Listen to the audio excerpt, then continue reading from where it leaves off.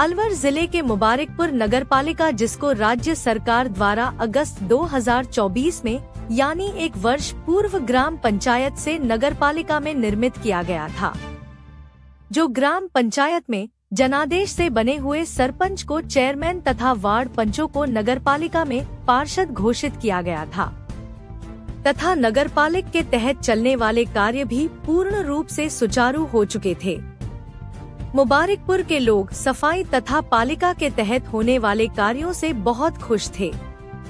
सफाई कर्मचारियों को रोजगार भी मिला था।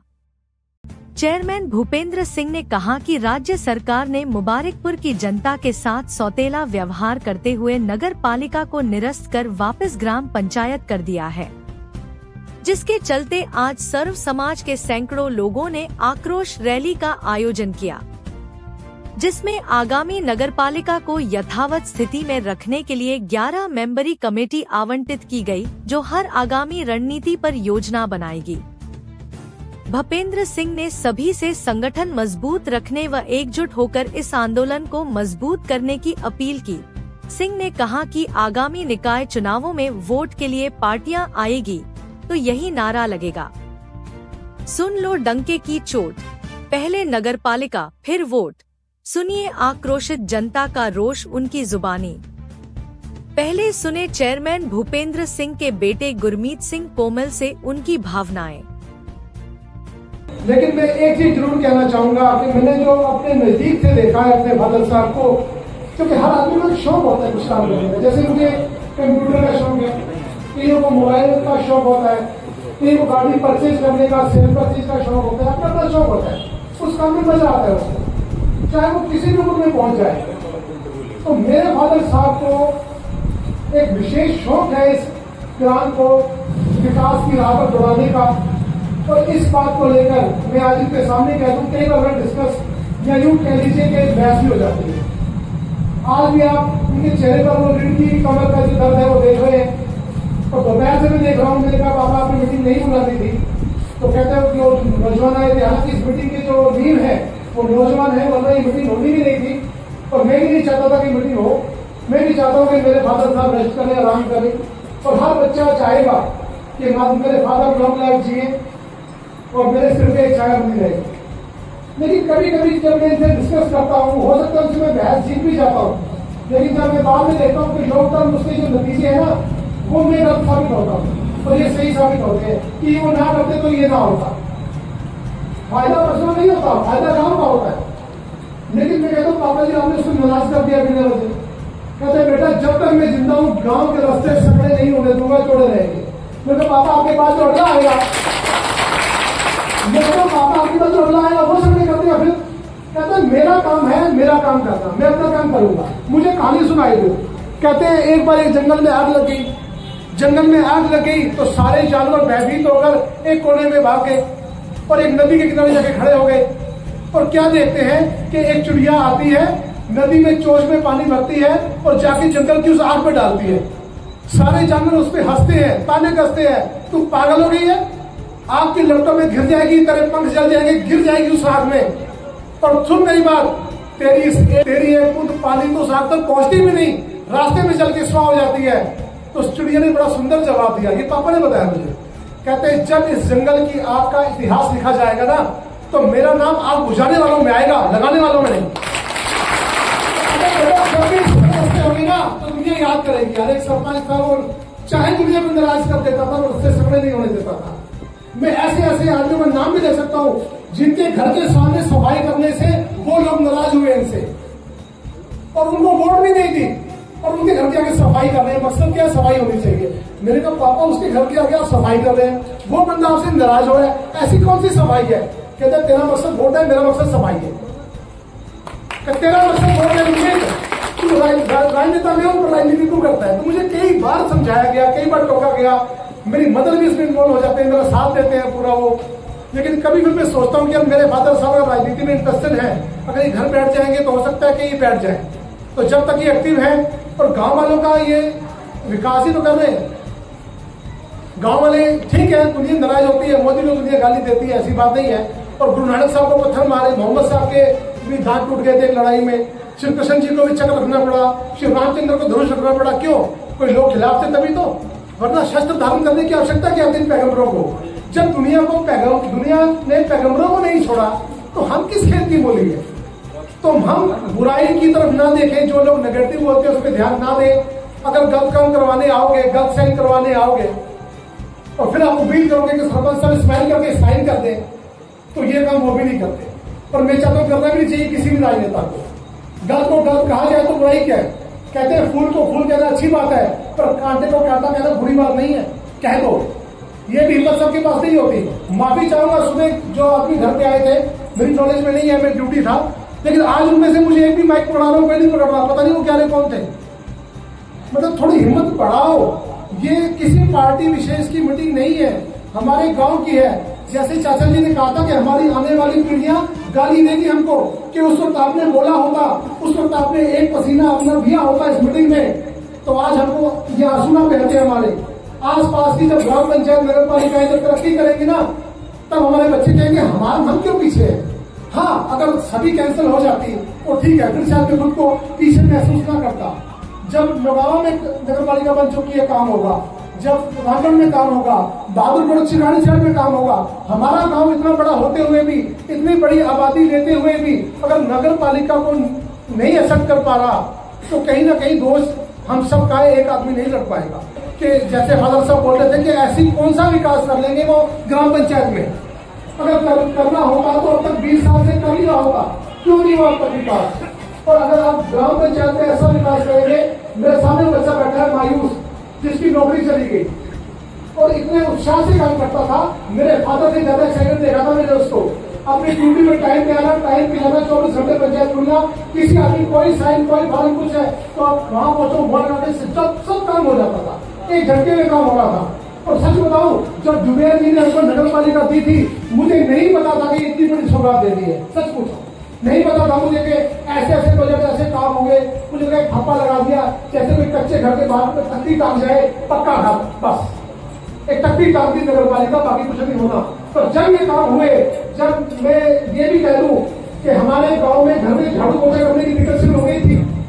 वैसे हमारे घरों में सफाई नहीं हो पा रही थी, पर हमारा गांव साफ हो रहा था। वैसे हमारी माता। परम सम्मान्य ग्रामवासियों, मैं भी इस नगर पालिका के लिए सरपंच साहब के साथ कई बार रामगढ़, अलवर, जयपुर तक हम गए, बल्कि इसका उलाहना भी मिला है। अगर भाई यार आप सरपंच साहब के साथ घूम रहे हो इस नगर पालिका को बनवाने के लिए, जबकि ये पहले तय हो चुका था। अगर नगर पालिका मुबारकपुरी रहेगी, बाटा ग्राम पंचायत को बाहर कर दिया जाएगा। उसके बावजूद हम यहाँ से गए, वहां से भी आश्वासन मिला, लेकिन किन्हीं कारणों से, व्यक्तिगत कारण है उनकी वजह से बाकी गांव के साथ हैं, ऐसा कुछ नहीं है। जो गांव कहेगा उसके साथ है। जैसा कि आप सभी को मालूम है, पिछले वर्ष अगस्त में पूर्ववर्ती सरकार ने यहां पर नगर पालिका बनाई थी और आज अगस्त में 1 वर्ष पूर्व हुआ है और वो नगर पालिका को जो मौजूदा सरकार है उसने उसको समाप्त कर दिया है।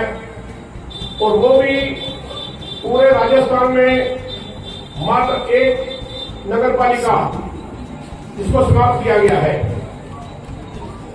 मैं गांव वालों से ये कहना चाहता हूं कि यदि आप लोग ग्राम पंचायत में राजी हो तो मुझे भी कोई एतराज नहीं है, मैं भी गांव का निवासी हूं, मैं भी ग्राम पंचायत से आपसे सहमत हूं। यदि आप नगर पालिका में सहमत हो तो मैं नगर पालिका में भी सहमत हूं। मुझे कोई ऐसी वो नहीं है कि मैं जरूरी कहूं कि आप ग्राम नगर पालिका ही बनाओ। हमारे माननीय भूपेंद्र यादव जी, हमने उनको पेड़ लगाया था कि छाया देंगे, लेकिन भूपेंद्र यादव जी ने भी हमारी मुबारकपुर की जड़ काटी है। ये मैं आपको बता रहा हूं क्योंकि मैं पार्लियामेंट में गया था, भूपेंद्र यादव जी से मेरी डायरेक्ट बात हुई उनके चैम्बर में, वहां ही उनका नेगेटिव जवाब था।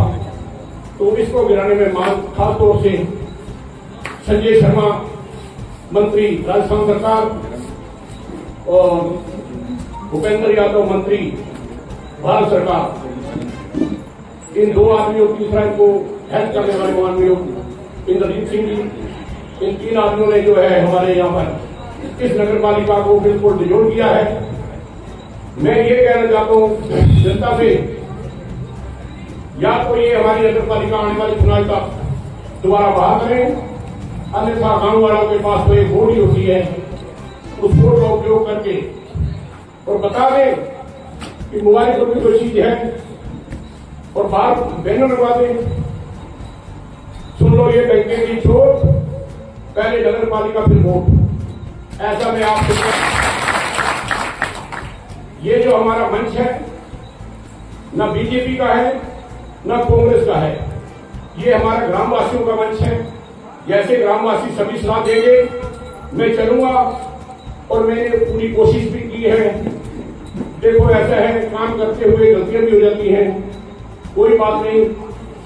यदि किसी किसान के खिलाफ मेरे काम करने में कोई गलत शब्द निकले हो, जैसे हमारे माननीय भाई साहब कह रहे थे, मैं क्षमा प्रार्थी हूं, लेकिन जब तक आखिरी सांस है इस गांव के लिए लड़ूंगा, तन मन लगाकर लड़ूंगा, ऐसा मैं आपको क्वेश्चन हुआ था, ठीक है। और इंद्रजीत सिंह जी ने या कुछ लोगों ने मिलके, सरकारें आती हैं जाती रहती हैं, उन्होंने एक गलत फायदा उठा के सरकार का हमारे गांव का डिमोशन करा है और हम चेयरमैन साहब के और पूरे गांव के साथ हैं। जैसा काम करेगा नगर पालिका वैसे वापस होनी चाहिए। सिंह जी पाटा जैसे मैन आदमी है, जैसे कहते हैं कुत्ते को घी नहीं पचता, वो काम उन्होंने किया। और वो काम भी ऐसा किया कि अगर कोई विकास का काम अगर आज तक वो जिलाध्यक्ष रहा, सीधे सीधे उनसे बातें करना चाहूंगा मैं, और मैं उनसे सीधा भी कही भी है, अगर उनको मुबारकपुर का विकास 10 साल कुछ टाइम वो जिलाध्यक्ष रहे, अपने इलाके के लिए उन्होंने क्या किया, मुबारकपुर के लिए खास करके पाटा के लिए उन्होंने क्या किया। अगर कांग्रेस सरकार ने मुबारकपुर को गिफ्ट के रूप में नगर पालिका दे दी, अगर उनको तकलीफ हो रही थी तो पाटा कटवा लेते। और नगर पालिका का गठन किया गया गत सरकार द्वारा, जो बहुत ही अच्छा उपराला था, और कुछ कारणवश क्या कारण रहे यह सब पब्लिक, मुबारकपुर की पाटा की सब पब्लिक जानती है कि ये कैसे नगर पालिका को डिसॉल्व किया गया और क्यों किया गया। कुछ हमारे नेतागण कोई भी थे, उन्होंने इस नगर पालिका को डिसॉल्व करवाया अपने स्वार्थ के लिए कि नगर पालिका बनने से पता नहीं क्या नुकसान हो जाएगा पाटा पंचायत को और क्या प्रॉफिट हो जाएगा मुबारकपुर पंचायत को, जबकि नगर पालिका क्षेत्र में पाटा पंचायत पूरी इन्वॉल्व की गई। मेरा नाम राकेश कुमार गर्ग है और मैं अग्रवाल समाज मुबारकपुर का अध्यक्ष हूँ। पूरे राजस्थान में एक सबसे कमजोर, सबसे मतलब दिक्कत हमारी ही नगर पालिका से हुई, और भी कोई अगर कैंसिल हुई हो तो उसे बताएं हमें। एक हमारी नगर पालिका हमसे छीन ली गई, बड़ी मुश्किल से हमें एक सौगात मिली थी और वो हमसे छीन ली गई। कुछ तो थोड़ी सी हम तरक्की करने के अधिकारी हैं, ऐसा तो नहीं कि हमें बिल्कुल ही वो ग्रामीण स्तर पे पटक दिया जाए।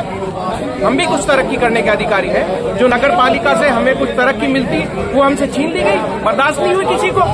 इसमें आप किसको दोषी ठहरा रहे हैं?